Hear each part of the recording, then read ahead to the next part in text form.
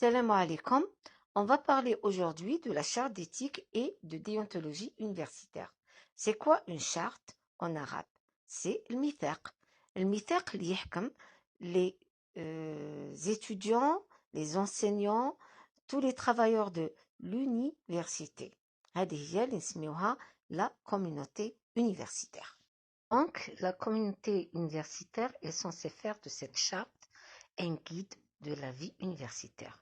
Ceci va nous renvoyer à la définition de la déontologie, qui n'est autre qu'un ensemble de règles qui régit un groupe de travail, qui est dans notre cas la communauté universitaire. La charte comporte 7 principes fondamentaux. Principes fondamentaux بالعربية المبادئ الأساسية التي يبنى عليها الميثاق. Vous n'allez étudier rien que 5 d'entre eux et qui sont comme suit.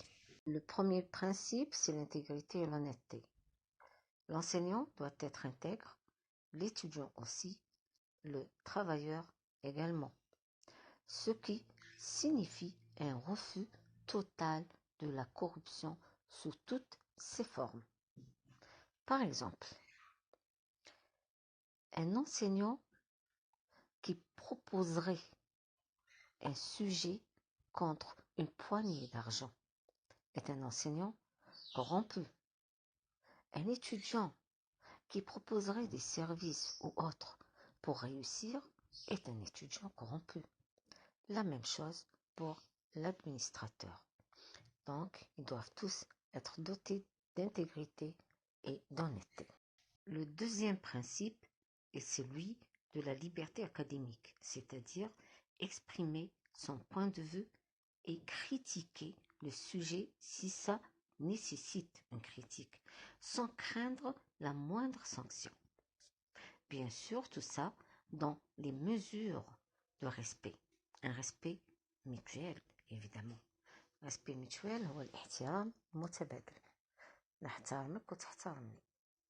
Il y a aussi le principe de l'exigence de la vérité scientifique. Ici, on fait appel à la transparence et au refus de la fraude, en toute objectivité.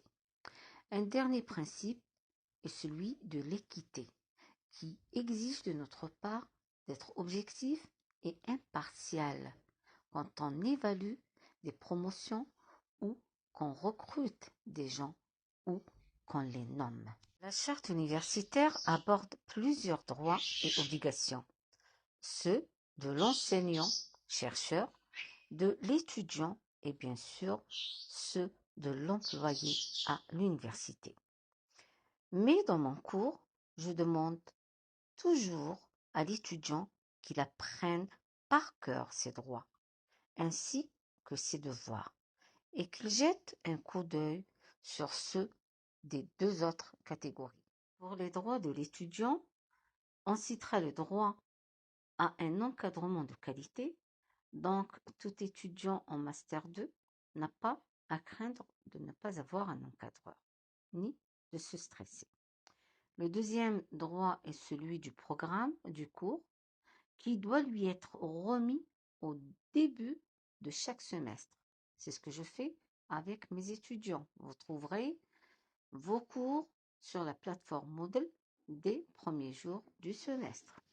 Le troisième droit sur lequel je vais m'attarder est celui de la remise des notes, accompagné bien sûr d'un corrigé type et d'un barème plus une consultation, dans les délais fixés par les comités bien sûr. Si on m'a fixé comme une date, par exemple consultation pour le 13, l'étudiant s'absente à la date, il dit le 15 يقول ما درتش une consultation. Eh bien, tant pis pour vous. Si la note qu'on vous a attribuée à l'examen ne reflète pas vraiment vos réponses sur la copie et que vous en êtes sûr, vous pouvez présenter un recours au niveau de l'administration. Cette dernière va nommer 2 enseignants pour recorriger votre copie et la différence va être prise en considération, sans craindre la moindre sanction. Et tout ça se fera dans les règles de la confidence, bien sûr. L'étudiant a le droit d'élire ses représentants, qui sont les délégués. Ces derniers doivent respecter leurs enseignants et non pas à les pointer du doigt ou les accuser. Ils doivent plutôt utiliser l'énoncé coupé, dévoile le récit, en utilisant la troisième personne du pluriel. Les étudiants se plaignent d'eux, les étudiants réclament que, les étudiants ont le souci d'eux. Donc, c'est-à-dire, il faut qu'ils reportent les dires.